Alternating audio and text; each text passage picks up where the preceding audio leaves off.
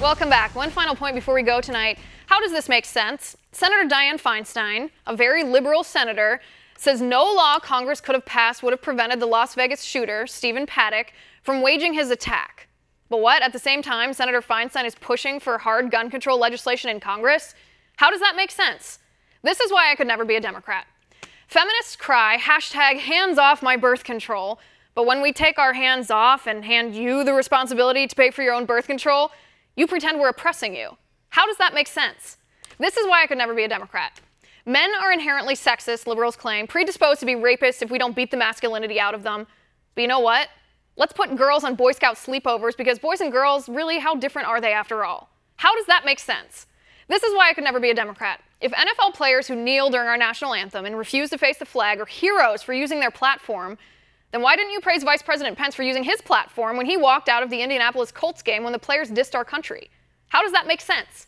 This is why I could never be a Democrat. Feminists want women to tweet #MeToo if you've ever been sexually harassed or sexually assaulted. But do you see any of those same feminists standing up for conservative commentator Dana Lash, who was forced to move out of her home thanks to threats by gun control maniacs who disagree with her? How does that make sense? This is why I could never be a Democrat. When it took President Trump one day to disavow KKK member David Duke, the media declared Trump to be a white supremacist too.